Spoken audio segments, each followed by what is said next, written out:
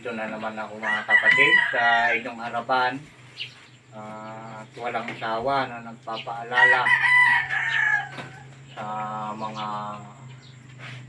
mangyayari sa mga susunod na taon, araw at oras dito sa ibabaw ng lupa ng ating pamumuhay. Sinugo ako ng ating Ama sa huling araw na ito dahil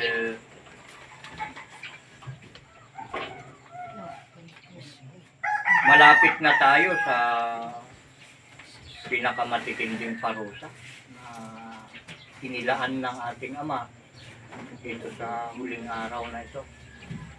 Yung mga nangyari noon at kasalukuyang nangyayari ngayon at mangyayari pa ay nangyari na yan sa harap ng ating Ama. At ang hinahanap ngayon ng ating Ama ay yung mga nangyari na noon. Siya nawa. Kung ano yung mga nangyari noon, ay siya rin ang mangyayari ngayon. Siya nawa. Kaya siya may mga hula na nandito. Yung tunay na pananampalataya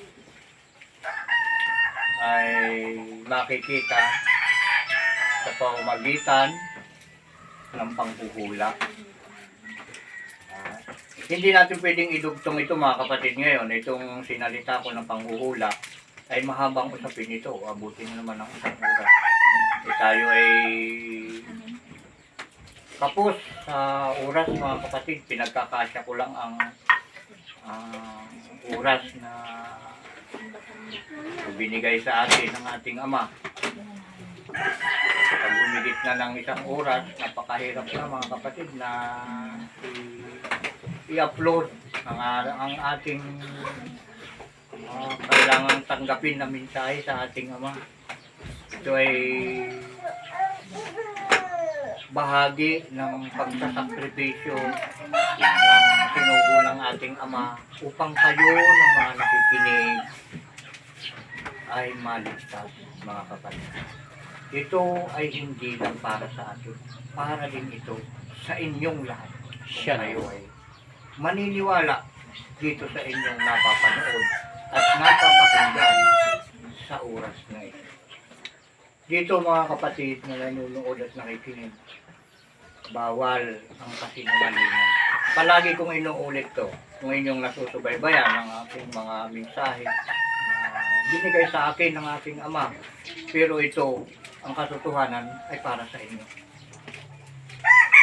Mula sa ating Ama, sa pamamagitan ng Espiritu ng kanyang panganay na anak na si Isa, pinasok niya sa aking puso. Binigay niya sa akin. At ngayon, inilalabas ng ating Ama sa aking bibig at para naman sa inyo. Siya nawa. Siya nawa.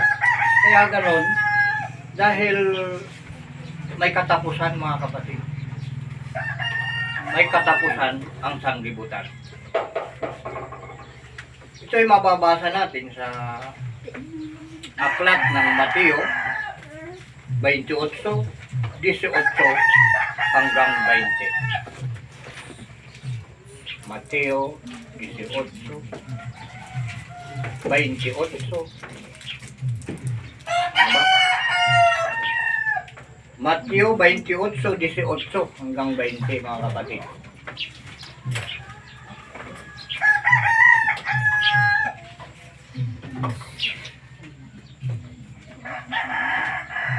Kayo na sanay na nanonood ng mensaheng ito. Lalong-lalo na ngayon dito sa araw na Sabat. Ito yung unang Sabat mga kapatid. Ngayon ay buwan ng Marso, pitsa 6, taong 2021. Tingnan nyo mga kalendaryo nyo mga kapatid na nanonood at nakikinig. Ngayon ay Marso, taong 2021, araw ng Sabado at Pitsa 6, mga kapatid. Kaya na sinabi ko kanina, may katapusan, kaya nandito ako. Upang yung mga ayaw madamay sa katapusan. Dahil pag napasama ka sa katapusan, matatapos ka rin mga kapatid, tapos ka rin. Para hindi ka matapos dahil may pangako ang ating Ama sa kanyang mga iniwang salita sa pamamagitan ng Espiritu ng kanyang panganay na anak na si Isa, may buhay na walang hanggan. At yan ay subaybayan yung mabuti dito at mauunawaan ninyo. Huwag kayong bibitiw mga kapatid. Dahil ito ang pinakamatuwid sa lahat ng mga aral. Meron siyang pangaral sa atin na baka sa ibang araw maririnig ninyo ang sinasabi niya. Ang matuwid at mabuti ay malayo na mga kapatid. Pero nakikita ninyo, natatanaw ninyo ang matuwid at mabuti, pero malayo sa inyo. Ngayon, pwede nyo itong habulin dahil hindi naman ito mabilis tumakbo. Mas mabilis tayong tumakbo kaysa dito. Kaya kayang-kaya natin itong abutan kahit malayo na. Mga kapatid, pakinggan yung mabuti. Pag naabutan ninyo itong matuwid nito, makalapit kayo, kumapit kayo at huwag kayong bibitaw. Dahil pag bumitaw ka dito, binitawan mo na rin ang buhay mo. Andun nga sa sinasay ko kanina, may katapusan. Sa Mateo 28, 18 hanggang 20, ang ating mababasa dito mga kapatid na nanonood at nakikinig. At lumapit ang ating Panginoong si Isa sa kanila. Dahil dito po sa amin, Isa ang pangalan ng ating Panginoon, hindi na Kristo. Dahil ang ibig sabihin ng Kristo, paghihirap, pagdurusa, pag-iyak. Kaya may bago siyang pangalan. Kung ngayon ka lang nakinig dito, kapatid, basahin mo yung Apokalipsis 3:12. May bago siyang pangalan. Apokalipsis 3:12. Kaya ang pagtawag namin dito, pagbanggit namin dito sa pangalan ng ating Panginoon na Hesukristo noon. Pero wala na yon. Kumbaga sa SIM card, nagpalit na siya ng SIM card mga kapatid. Kaya kahit anong dasal ninyo, ng pagtawag sa ating Panginoon, kung Hesukristo, hindi kayo pakikinggan. Hindi niya kayo maririnig. Kagaya ng sinasabi ko, nagpalit na siya ng SIM card kung cellphone ang katulad. Ito. At ito yung kanyang bagong SIM card number. Ito yung kanyang bagong pangalan. So, ulitin nating basahin. Sa Mateo 28:18 hanggang 20. At lumapit si Isa sa kanila at sila'y kaniyang kinausap na sinasabi, ang lahat ng kapamahalaan sa langit at sa ibabaw ng lupa ay naibigay na sa akin. Dahil dito, magsiyaon nga kayo at gawin ninyong mga alagad ang lahat ng mga bansa. At sila'y inyong bautismuhan sa pangalan ng Ama at ng Anak at ng Espiritu Santo. Na ituro ninyo sa kanila na kanilang ganapin ang lahat ng mga bagay na iniuutos ko sa inyo. At narito, ako'y sumasa inyong palagi hanggang sa katapusan ng sanglibutan. Kita nyo mga kapatid, ang ating Panginoong si Isa ang nagsabi, may katapusan ang sanglibutan. At siya ay palaging sumasa atin kung susundin natin ang kanyang mga ipinagduro. Siya nawa. Dahil andito nga sinasabi niya, ituro ninyo sa kanila na kanilang ganapin ang lahat ng mga bagay na iniuutos ko sa inyo. At narito, ako'y sumasa inyong palagi hanggang sa katapusan ng sanglibutan. Ibig sabihin, pagkasama mo siya, ligtas ka. Siya na. Dahil siya ang kaligtasan eh. Siya ang buhay, siya ang kagalingan. Kaya kasama natin siya, hindi tayo madadamay sa hangganan, yung katapusan. Ibig sabihin katapusan, hangganan, katapusan ng kasamaan. Ayan. Yun ang sinatawag niya na sanglibutan, yung mga gumagawa ng masasama. Yung mga kumukontra sa kanyang mga utos, yun yung mga taga-sanglibutan. Yun yung sanglibutan dahil naniniwala palagi sila sa utos na kinagisnan na hindi naman itinuturo ng ating Ama. Subaybayan natin yung ating mga gawain. Ibase natin sa utos ng ating Ama. Anong sabi ng ating Ama? Makinig kayo ng aking mga salita. Ang mga salitang lumalabas sa aking bibig ay pawang buhay at buhay na walang hanggan. Siya na. Yung bang pagsamba sa Diyos-Diyosan, utos ba ng ating Ama yan? Hanapin nyo kapatid sa balang kasulatan. Yung bang maniwala ka sa founder ng relihiyon, utos ba ng Ama yan? Mayroon siyang sinugo talaga. Mayroon siyang mga inutusan nung una pa man. Pero ang sinasabi niya, sundin ninyo ang aking utos. Ika ng aking utos. Kung ang utos ng Ama ay lumalabas sa sinugo, lumalabas sa kanyang bibig, maniwala kayo. Siya na. Pero pag hindi lumalabas sa bibig na nagsasabi kay sinugo, huwag kayong maniwala pag hindi nagmula sa Ama ang kanilang mga sinasalita. Dahil napakahalaga dito, utos mga kapatid, ang kailangan. At yung mga hula na mangyayari dahil may inutusan na dapat manghula mga kapatid. May inutusan. Pag sinabi ko ito sa inyo, hahaba tayo, mawawala na naman tayo sa tunay na mensahe. Sa ibang araw. Kaya sinasabi ko, huwag kayong bibitaw. Makinig kayo. Dahil nandito lang ang kaligtasan. Nandito lang mga kapatid. Hindi ka napupunta ng Amerika o sa Japan. Hahanapin mo ang buhay. Sabi na yung mataas ang sweldo.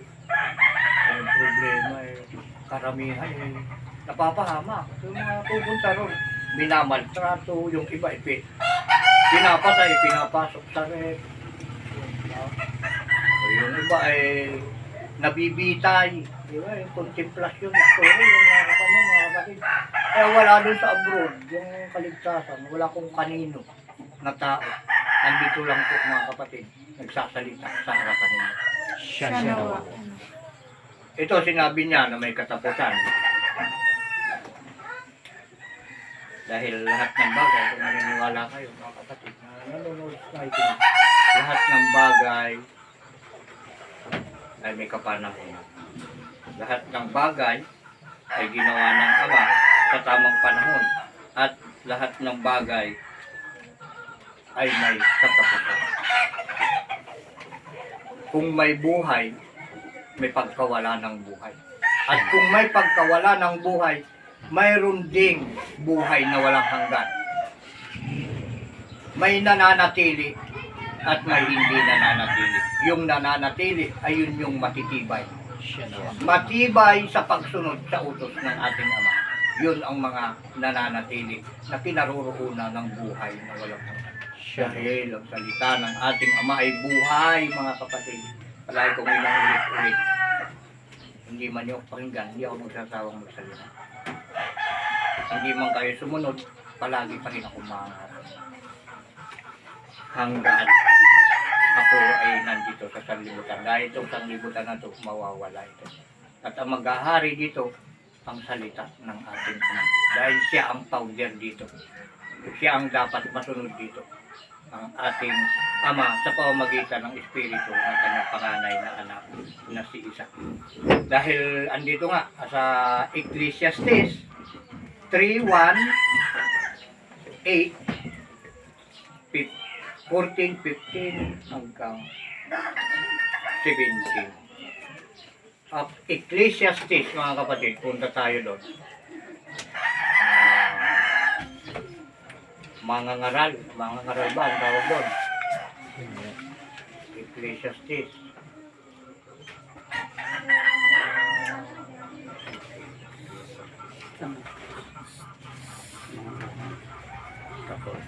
Mangangaral. Ecclesiastes.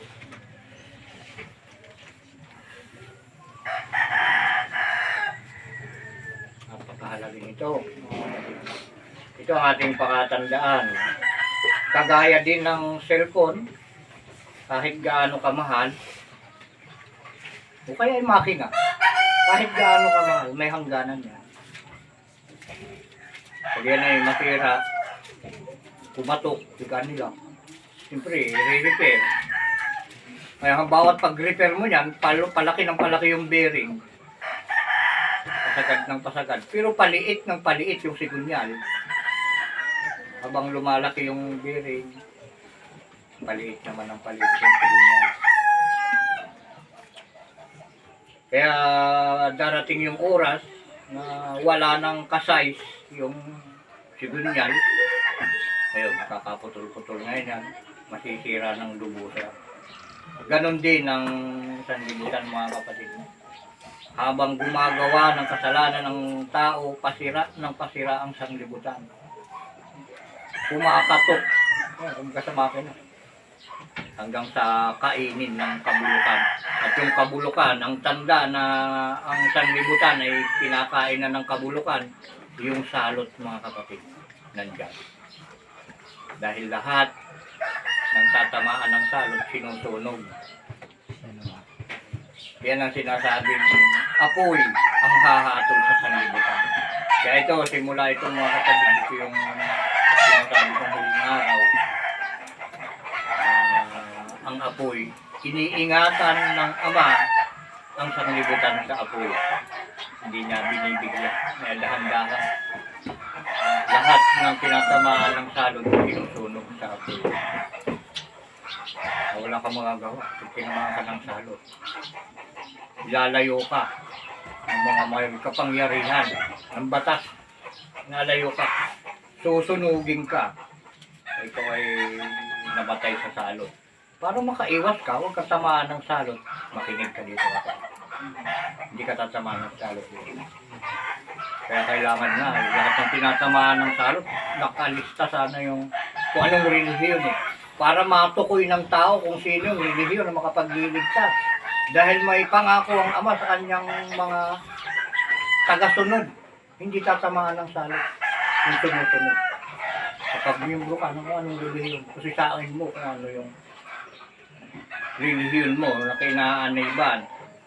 Kung ikaw ay tamaan ng salot, mapalad ka, kung gumaling ka, lumipat ka sa iba. Kaya itong cellphone, napakalaking kanto sa tao. Katulong sa paghahanap ng kaligtasan. Nandito yung sinugo sa cellphone ngayon. Kung may cellphone ka, na-touch screen, ikalat mo ito mga kapatid na nanonood at tayo dito. Kung walang cellphone yung kapitbahay mo, ikaw mayroon, pakita mo sa kanya kung ano ito. Kung ito ay inyong napapakinggan at napapanood, huwag mo ipagdamot sa kapwa mo ito. Dahil pag pinakita mo ito sa kapwa mo, paniwalaan ka man o hindi, may tatanggapin ka sa ating Ama. At lahat ng tatanggapin mo sa pamamagitan ng pag-share mo nito sa ibang tao, puro mabuti. At huwag kang doon lang manatili. Kailangan pagsikapan mong lumapit dito. Hindi yung manatili ka lang na nakikinig. Dahil mabuti ang makinig, pero mas mabuti ang sumunod.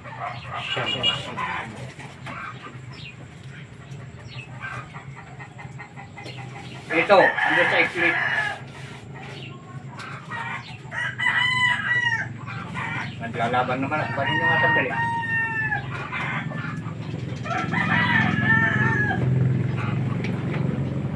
Yung pas niya, yung malak niya, pag nahuli yung puti na yan.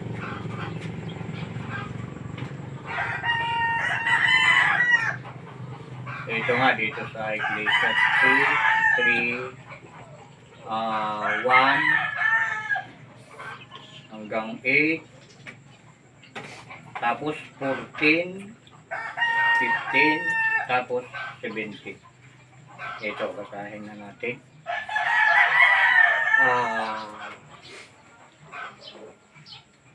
Sa bawat bagay ay may kapanahunan, at panahon sa bawat panukala sa silong ng langit, panahon ng kapanganakan at panahon ng kamatayan, panahon ng pagtatanim at panahon ng pagbunot ng itinanim, panahon ng pagpatay at panahon ng pagpapagaling, panahon ng paggiba at panahon ng pagtatayo, panahon ng pag-iyak at panahon ng pagtawa, panahon ng pagtangis at panahon ng pagsayaw, panahon ng paghahasik ng mga Paghahagis. paghahagis ng mga bato, at panahon ng pagpipisan ng mga bato, panahon ng pagyakap at panahon ng pagpipigil sa pagyakap, panahon ng paghanap at panahon ng pagkawala, panahon ng pag-iingat at panahon ng pagtatapon, panahon ng pagpunit at panahon ng pananahi, panahon ng pagtahimik at panahon ng pagsasalita, panahon ng pag-ibig at panahon ng pagtatanim, panahon ng digma at panahon ng kapayapaan. Kita na. Lahat ng bagay may panahon.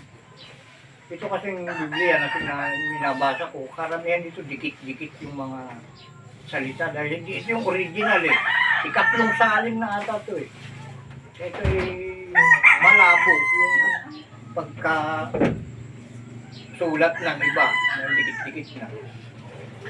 O ngayon, ito nga, dahil may panahon sa lahat ng bagay, pinakilala sa atin, ating Ama. At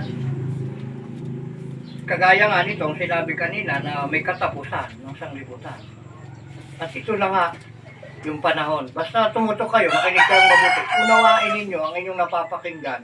Ito hindi katulad ng mga napapanood nyo na mga singit-singit na million views ang tinatanggap. Ito hindi singit, maluwang ito mga kapatid. Kalawakan ito, walang hanggang kalawakan. Kalawakan ng karunungan, kalawakan ng pag-unawa, kalawakan ng kapangyarihan, at kalawakan ng buhay na walang hanggan. Kaya manatili kayong makinig, maawa kayo sa inyong sarili. Kaya pag hindi ka nakinig dito, magsisisi ka man, late ka na. Mabuti kung mahuli ka, karugtong ka pa rin ng una pag nahuli ka. Pero pag na-late ka, pasigla ka. Nakasara na. Sarado na. Yun yung mga nalilate. Sarado na. Hindi nakaabot. Ibig sabihin ng late, kapos. Kinapos ng oras. Mas mabuti kung mahuli ka. Dahil lahat ng unahan may hulihan. Pag ikaw ay nahuli, kasama ka pa rin ng una. Kaya nga ako'y huli. Kasama ako ng una. Kaya huwag kayong masyadong makakampanti sa buhay dahil nandito nga yung kaligtasan. Pinapipili sa akin ng Ama at pinahahanap kung nasaan pa yung iba kong mga kapatid. Dahil sabi sa akin ng aking Ama, makikilala mo ang iyong mga kapatid. Pag narinig nila ang iyong salita, sasama sila sa iyo. Kaya tingnan nyo, pakinggan nyo mabuti yung mga sinasabi ko. Kung nauunawaan nyo, kapatid ko kayo. At dito nga, itutuloy natin, nandun tayo sa 8, na panahon ng kapayapaan. O, dito naman tayo sa 14:15. 14:15, dito pa rin sa Ecclesiastes 3. Nalalaman ko na anumang ginawa ng Ama, maging magpakailan paman, walang bagay na maidadagdag o anumang bagay na maaalis, at ginawa ng Ama upang ang tao ay matakot sa harap niya. Ang nangyari sa nagdaan ay nangyari na, at ang mangyayari pa ay nangyari na rin, at hinahanap uli ng Ama ang nakaraan na. Siya nawa. Kung ano yung mga nangyari, yun din ang gusto niyang mangyari ngayon. Ay noon panahon ni Moises, utos at utos, bilin at bilin ang nangyayari. Ay kasalanan pa rin ang laging natutupad. Ay yung bilin nandun yung kaligtasan Ay kasalanan dahil nakikinig, hindi gumagawa. Sumasampalataya, hindi naman sumusunod. Sabi nila, minamahal daw nila ang ating Ama. Sa pananalangin lang, ay hindi naman sinusunod. Kaya nagkakaroon ng pader sa pagitan. Pag sinabi mong iniibig mo ang Ama at hindi ka sumusunod sa kanyang utos, hindi ka niya papakinggan. Papaluin ka lang. Hanggang sa makaramdam ka ng matinding kahirapan. At pag naramdaman mo, nangimi ang iyong buong katawan na pakiramdam mo mamatay ka na, ay baka doon mo sasabihin sa ating Ama na gusto mo nang sumunod. Kagaya mga nangyari sa akin ng mga huling araw. Eh, paulit-ulit akong pinagsasabihan ng ating Ama. Eh, ang anak ng tao, makulit niya, anak ng tao. Ako yung nakasulat ng anak ng tao. Eh, paulit-ulit akong pinalo ng ating Ama. Hanggang sa naranasan ko yung muntik-muntik ka ng mamatay, ganun palang nararamdaman pag malapit ka ng mamatay, nangingimi ang buo mong katawan, na pag huminga ka, pag hinugot mo yung hinga mo, pag hindi mo kinontrol, diretso. Pag gumanong ka, pag hindi mo kusang ibalik, diretso mamatay ka. Pag bumuga ka ng hinga mo, gumanong ka, pag hindi pumasok sa isip mo na ibalik, patay ka na. Ganun pala yung mamatay. Pag hindi mo gumana sa isip mo yung pabalik-balikin yung hinga mo, diretso ka mamatay. Dahil kasarap mong pakinggan yung dire-diretso yung paghinga mo. Ganun ka na, hindi na bumubumba yung baga. Ay wala nang magpapatakbo ngayon ng dugo papunta sa puso. Dahil yung baga ang nagpapump din niya papunta sa puso yung dugo. Yung naman ang master pump ng tao, yung puso. Yun ang papadalo sa ugat ng ating mga dugo. Yung baga ang kanyan nagbubumba, kaya ginagano ng hangin niya, pinapatakbo ng baga yung sa puso natin ng ating dugo, pinapabumba naman ng puso natin papunta sa ating mga ugat, kaya gumagalaw ngayon ang ating dugo.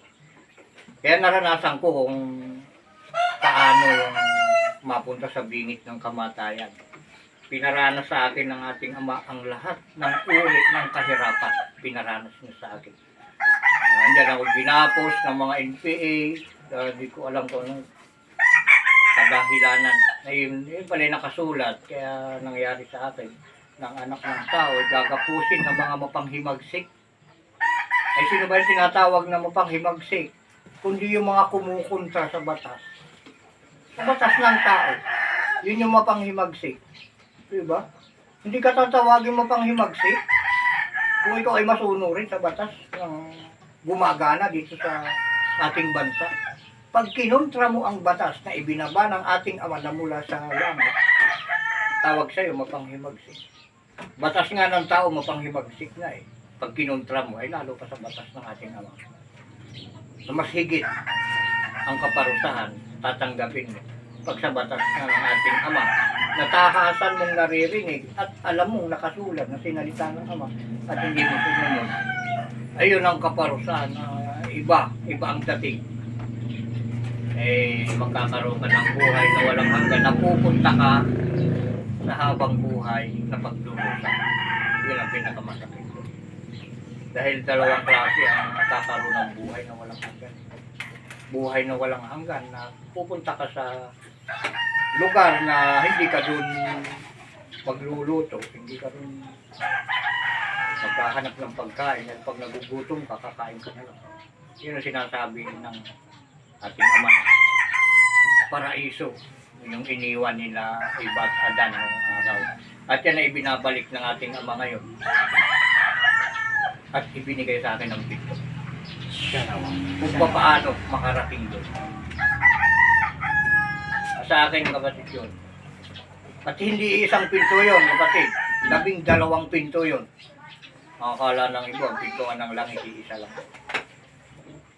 Pintuan ng langit, mga kapatid. Yung kinaroroonan ng ating Ama, 12 ang pintuan. Mapapasok mo yun kung ikaw ay mananatili na nakikinig. At sa pakikinig mo, magkakaroon ka ng interest na sumunod. Pag hindi ka nakinig, wala kang malalaman. Dahil ang karunungan ay nagmumula sa pakikinig. Ito mga kapatid, yung doon tayo, natapos natin yung 15. Ang nangyari sa nagdaan ay nangyari na at ang mangyayari pa ay nangyari na rin. At hinahanap ng ating Ama ang nakaraan na. Kung ano yung nangyari, yun pa rin ang papapangyarihin niya ngayon. Doon naman tayo sa 17. Dito pa rin sa Ecclesiastes, kaya dito na tayo sa 17 bilang panghuli sa paalala na may katapusan at may mangyayari talaga. Sinabi ko sa puso ko, hahatulan ng Ama ang matuwid at ang masama, sapagkat may panahon doon sa bawat panukala at sa bawat gawa. May panahon. Ay ito yung panahon. Ito yung araw ng ating Ama. Ito yung oras na tayo ay maglingkod ng tapat sa ating Ama dun sa magabagay na kanyang ipinag-uutos sa atin. Nandun yung ating kaligtasan at kapayapaan, ating tiwala sa ating Ama ay doon magmumula dahil sa kanyang pangako na ibinigay niya sa atin. Yung pangako na doon tayo mangapit sa pagsunod natin sa ating Ama. Sa bawat pagsunod natin sa kanya ay may pangako tayong pinanghahawakan. Buhay, kagalingan, ano yung karamdaman mo, manatili kang makinig at unawain. Pag naunawa mo, sigurado susundin mo yan. Pag naunawaan mo ito, susundin mo. Kailangan lang makinig ka. Dahil sabi ng ating Ama kanina, ito ay hindi nauunawaan ng mangmang. Ibig sabihin, pag nakinig ka at hindi mo nagawa, kabilang ka sa mangmang. Dahil sabi niya, hindi ito naunawaan ng mangmang. Pero pag nakinig ka dito at ginawa mo, matalino ka. Ikaw ay pantas. Kaya kapatid, suriin natin mabuti kung ano talaga ang ating katayuan ngayon. Dahil dito ang pinakamabuting dapat tayuan. At yun, nasabi na doon sa 17, dahil sa katapusan nga, ito ay dapat nating ipahayag sa lahat. Andun sa Hosea 6:1-12. Hindi tayo atabot. 6:1-12. Di bale, dudugtungan natin ito kung natin matapos. Hosea 6:1-12. Nakabati ata tayo ng konti. Hosea 6:1-12.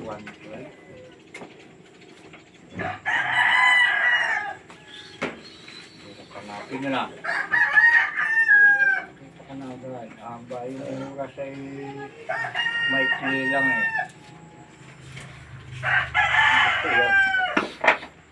Hosea 6:1 hanggang 2 lang. Wala lang, di mo na mabasa. Hosea 6:1 hanggang 2. Ito kapatid, ating basahin mabuti. Ito ay para sa panahong darating. Sabi dito, pero nandito na. Kaya hindi na tinaantayin. Nandito na kasi. Sa harap na natin. Banahin ko na. Pakinggan nyo. Hosea 6:1 hanggang 2. Magsiparito kayo at kayo'y manumbalik sa ating Panginoong si Isa, sapagkat siya'y lumapa at pagagalingin niya tayo. Siya'y nanakit at kaniyang tatapalan tayo. Pagkatapos ng 2 araw, ay muling bubuhayin niya tayo.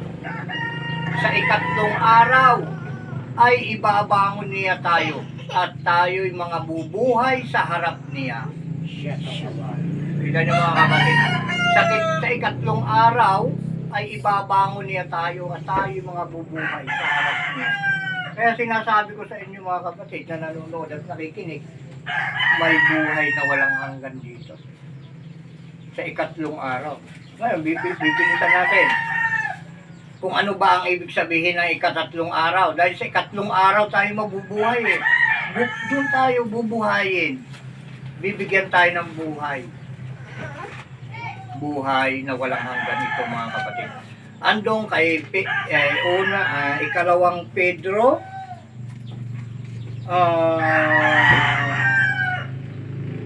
3:8.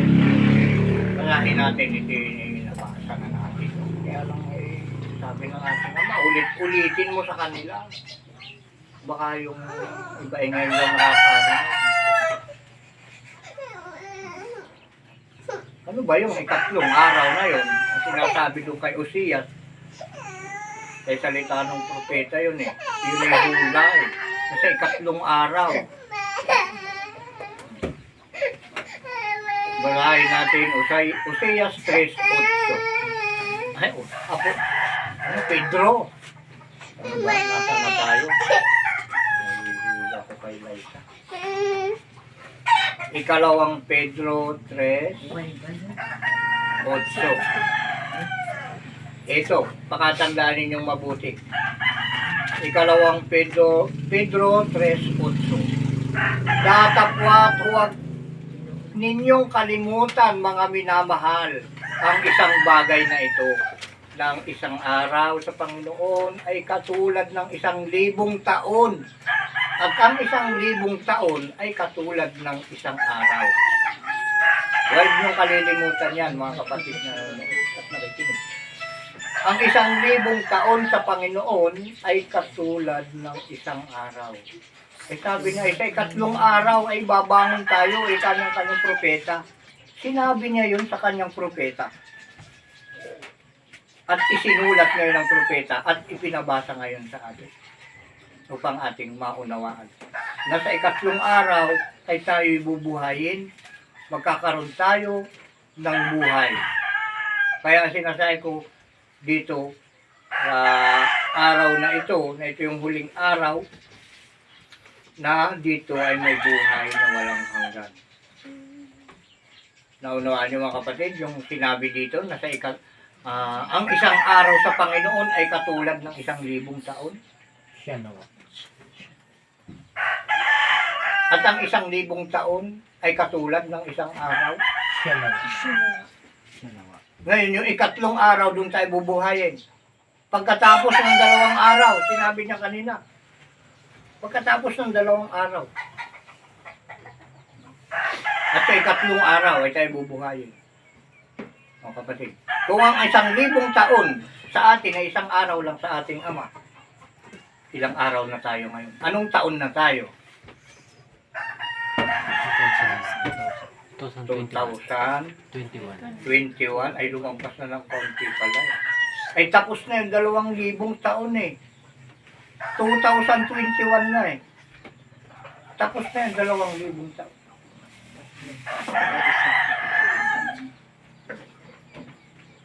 Nasa year, tayo ay nakasakay na sa ikatlo. Tapos na yung 2.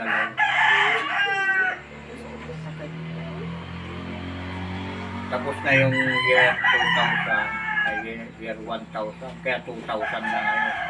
2000, mahigit na. Mahigit ng 2,000 taon. Kaya tapos na yung 2.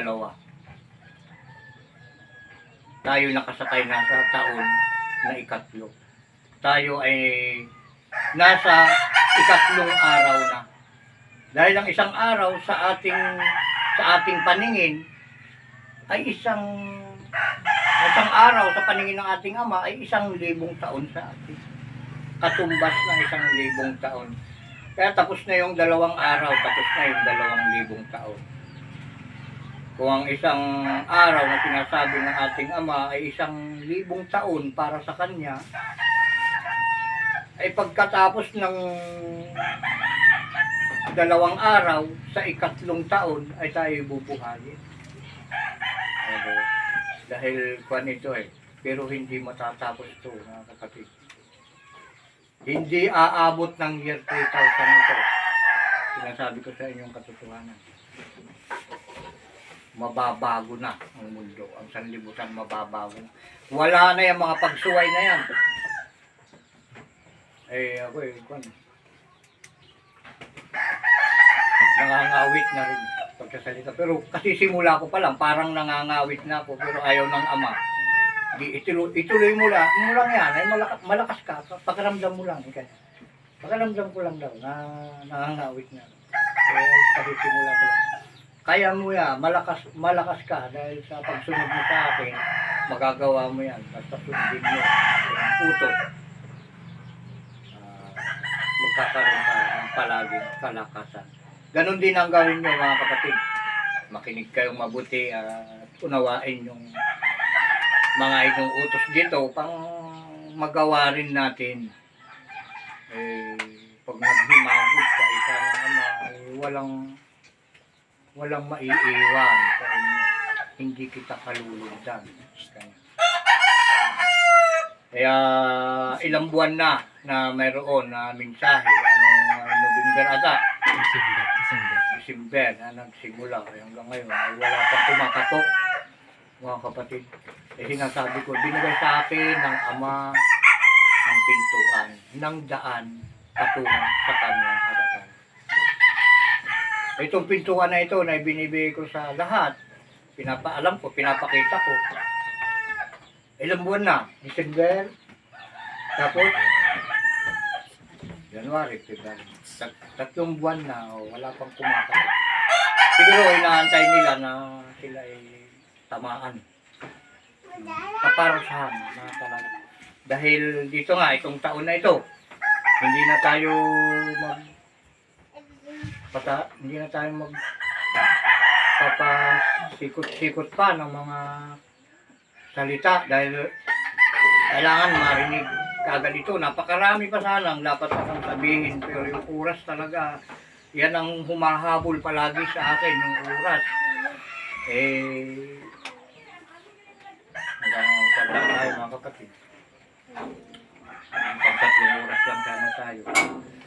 Ito yung isang pinakamahalaga dito na paniwalaan nyo man ako o hindi. Kailangan ito ay magana. Ito yung sinasabi ko na sa huling araw.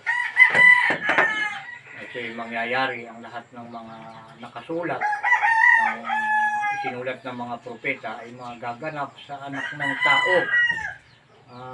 Sana ikaw na nakikinig ay dati kang sumusubaybay. Ipamahagi mo na lang ito. Pakilala mo o kahit kanino. Basta bigyan ka nawa ng Ama ng lakas ng loob upang maipamahagi mo ito sa iyong kapwa. Dahil kinakailangan talaga ito ng bawat isa sa atin na matanggap at marinig. Ito ay gusto kong ipaliwanag na napakalinaw sana, kaya lang yung paglilinaw ay nangangailangan ng mahabang oras. Pero kagaya ng sinabi ko kanina at inuulit ko na naman ngayon, huwag kayong bibitaw. Makinig lang kayo. Ito'y mauunawaan niyo lahat. Ito, dahil dito sa taon na ito,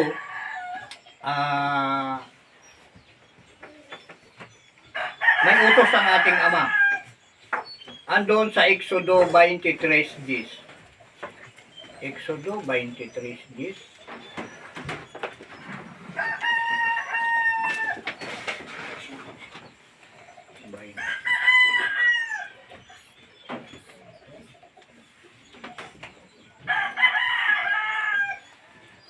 Nakuha na ninyo? Exodo 23:10 hanggang 11. Basahin na natin. Kapatid, makinig ka mabuti. Manood ka. Pakinggan mo ang iyong pinapanood. 6 na taong hahasikan mo ang iyong lupa at aanihin mo ang bunga niyaon. Datapwat sa 7 taon ay iyong iiwan at babayaan upang kumain ang dukha sa iyong lupain at ang kanilang iwan ay kakanin ng hayop sa bukid. Gayon din ang iyong gagawin sa iyong ubasan at sa iyong ulibuhan. Utos ito, kapatid. 6 na taong hahasikan mo ang iyong lupa at aanihin mo ang bunga niyon. Datapat sa 7 taon ay iyong iiwan. Ibig sabihin, pabayaan, hindi mo hasikan. Para sa ikalilinaw, punta tayo sa Levitico 25:1-3 hanggang 7. Levitico. Ito yung sinasabi ng ating Ama na sangbahayan ni Levi. 25:1-3-4 hanggang 7. 25.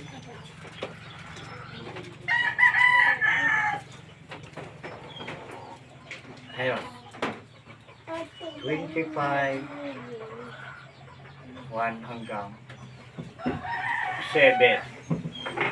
Ito, utos ito ng ating Ama, iniutos ito kay Moises, kaya sinasabi ko kung ako'y inyong sinasubaybayan sa YouTube, ang ilaw ng sanglibutan, alam na ninyo na ako ang propeta ng kagaya ni Moises. Kaya ang mga utos na ibinigay ng ating Ama kay Moises, binabanggit ko rin sa inyo. Dahil yun ang papel ni Moises. Ito, basahin na natin. Levitico 25:1 hanggang 7. At sinalita ng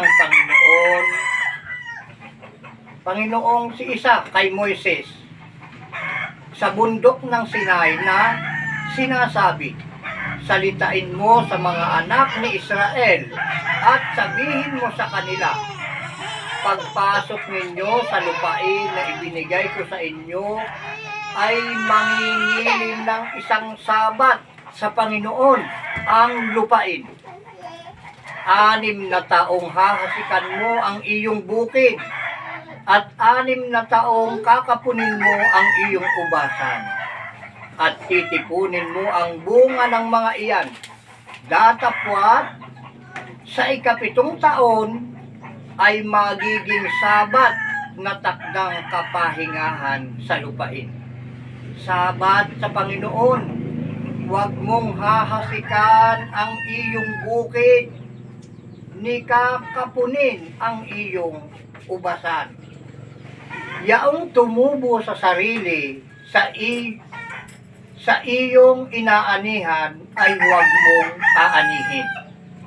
at ang mga ubas ng iyong ubasan na hindi nakapon ay huwag mong titipunin. Magiging taong takdang kapahingahan sa lupain. At ang bunga sa sabat ng lupain ay magiging pagkain sa inyo, sa iyo, at sa iyong aliping lalaki at babae, at sa iyong aliping upahan, at sa taga-ibang bayan na nakikipamayan sa iyo, at sa iyong mga baka, at sa mga hayop na nasa iyong lupain ay magiging pagkain ang lahat ng bunga ng mga iyan. Siya nawa. Kita niyo mga kapatid, hindi lang pala sa buwan may pamamahinga. Hindi lang pala sa tao may pamamahinga. Hindi lang sa hayop, kundi pati sa lupa. Kailangan pagpahingahin natin ang lupa pagdating ng ikapitong taon. Ngayon mga kapatid, ito ang taon ng pagpapahinga, 2021. Bakit ko nasabi na ito yung ikapitong taon na dapat pagpahingahan? Dahil yung pagkatapos ng 2 araw, ibig sabihin, pagkatapos ng 2,000 taon, dahil iniaral sa atin kanina, yung 1,000 taon sa atin, 1 araw lang sa ating Ama. Ay yung 3 araw, dun tayo ibabangon. Ay tapos na yung 2 araw. Nasa 3 araw na tayo. At hindi matatapos ito. Hindi aabot ng year 3,000 ito. Hindi papatak ng 1,000 taon. Maniwala kayo sa akin kung gusto nyong maligtas. Ito. Kaya ako nasabi na ito ay ikapitong taon, magbilang tayo. Dahil pagkatapos ng 2,000 taon na yun, tapos na yung 2 araw, ibinangon na tayo dito. Magbibilang tayo ngayon. Dahil itong araw na ito, pagkatapos nung itong 2,000 na ito yung araw ng ating Panginoon, ng ating Ama, si Isa o Ama. Kaya magsimula tayo ngayong magbilang 2001. Araw niya na yun. Simula nung 2001, yun yung unang taon. 2002, 2003, 2004, 2005, 2007. Pagpapahinga sana yun, 2007. Pagpapahinga na naman ng lupa. Pero hindi natupad yun dahil yung sinubukan niya kung saan sa pupunta eh. Kaya ako'y naging kagaya ni Jonas na pinarusahan ng Ama. Sa kabila ng mga pagsuway ni Jonas, ay dinala pa rin ng Ama din sa lugar na dapat niyang puntahan na pagturuan sa mga tao. Ganun ang nangyari sa akin kung saan din ako napunta. Umiiwas ako sa utos ng ating Ama. Kaya nung year 2000 nagsimula na sana ito. Pero dahil nga sa anak ng tao, masuwayin, makulit, hindi naganap. So, ngayon, malinaw na kung ano ang nangyari kay Jonas, ganun din ang nangyari sa akin. Kung anong paru-parusa, mga kalaming parusa ang binigay sa atin. At kung ano yung pagtawag niya sa akin, doon din ako dinala. Kaya ito, nandito, tumayo ako dito, na hindi ko sariling mga paa. Ang Ama ang nagbigay ng lakas sa aking mga tuhod. Ang Ama ang nagbigay ng mga salita niya sa aking bibig. Lahat ng lumalabas sa aking bibig na binabanggit ko na mula sa ating Ama, yun ay talagang certified na galing sa Ama. Sulit na galing sa Ama yun. Sa ating Ama, na lumikha sa atin at lumikha ng lahat ng mga bagay na nakikita at ganun din yung hindi nakikita. Yun ang ating sinasamba dito. Hindi basta ama lang. Dahil maraming klase ang ama. Yan, malalayo na naman tayo. Ito yung yung 2007, pagpapahinga sana ng lupa yun, mga kapatid. Kaya malinaw, plus 7 na naman, 2014, pamamahinga na naman sana yun. Ano ang kasunod? Nung 14? 2020. Plus 7, 2021. Pamamahinga na naman ito ngayon. Ngayon, dito ko natapos yung pinagagawa sa akin ng ating ama na 1,260 days.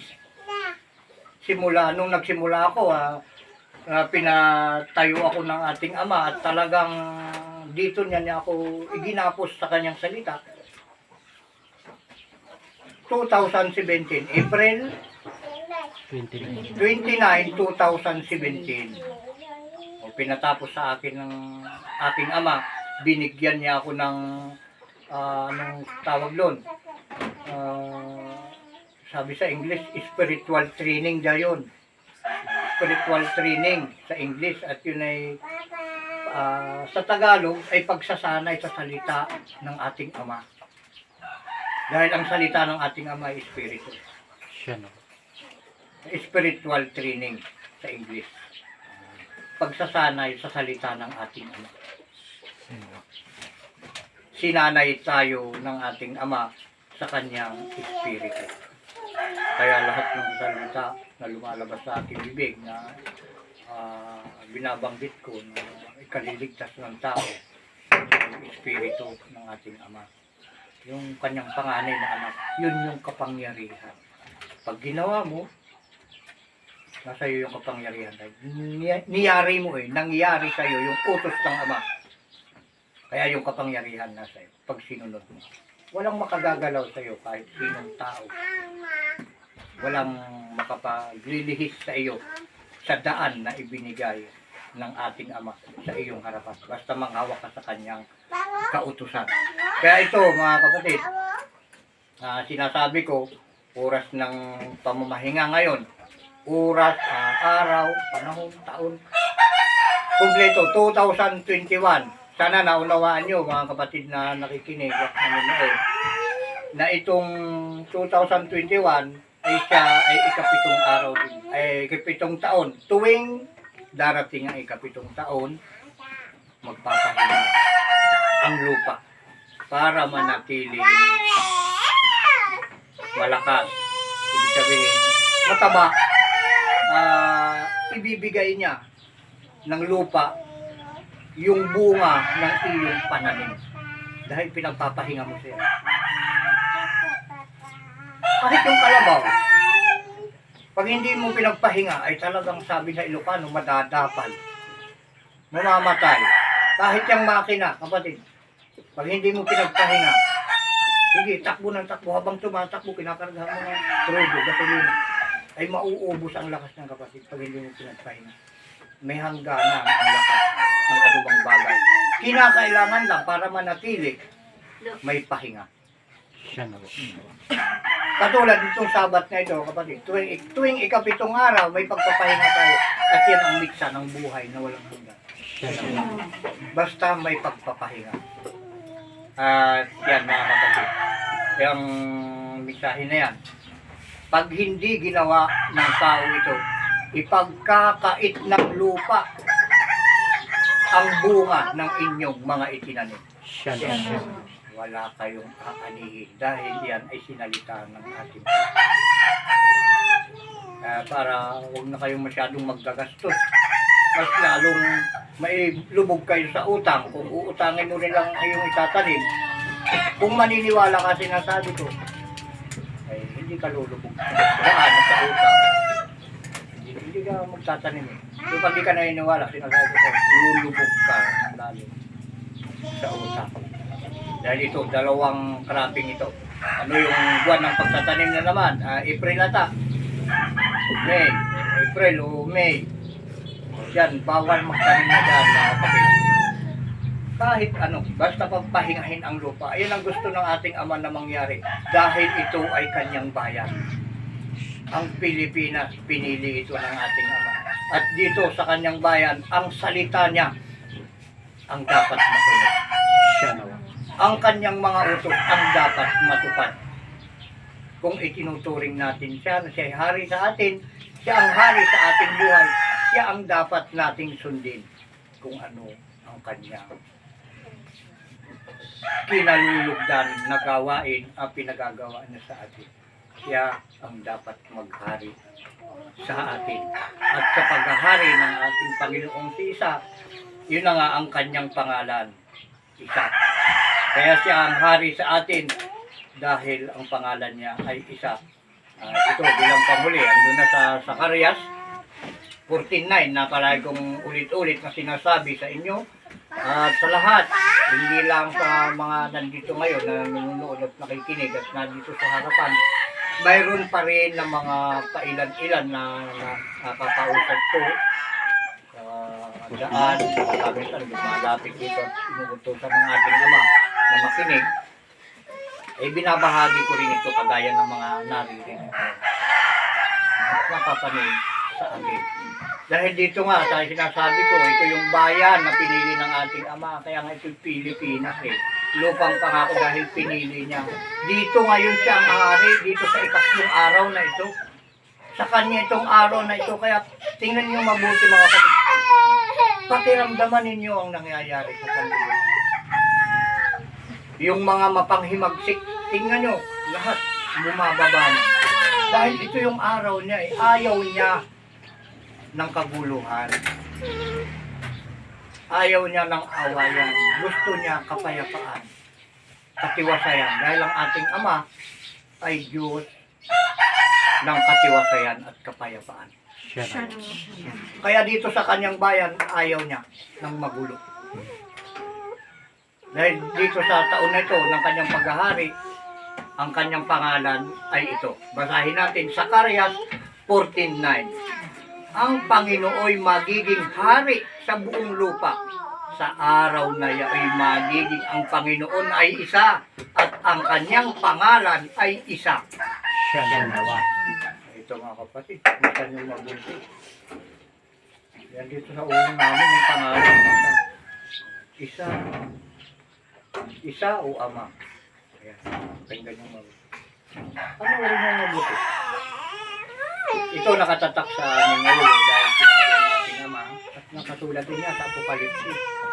Ang pangalan ng Kordero at ng kanyang Diyos ay nakatatak sa ulo ng kanyang mga alipin. Siya nawa. At ito mga kapatid, magagahol na tayo sa oras. Sana naunawaan ninyo. At kayo na nakaunawa, gustong sumunod. Kapayapaan ng Ama. At sa lahat naman matitigas ang ulo na hindi susunod, palaging nananatili, nakaaway ng kautusan ng ating Ama.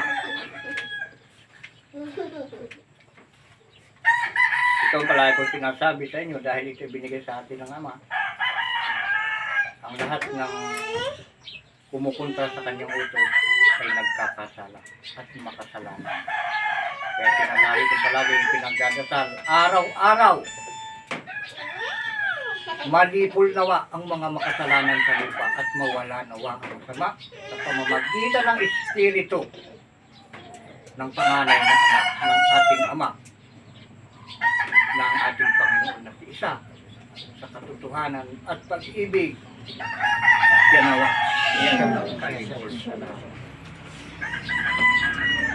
At mga kapatid, huwag kayong bibitaw dahil may patutuo dito dahil sinasabi ng ating Ama sa patutuo ng 2 o 3 saksi sa mga pautusan ni Moises, papatayin ang nagkasala pag hindi naniwala. Siya nawa.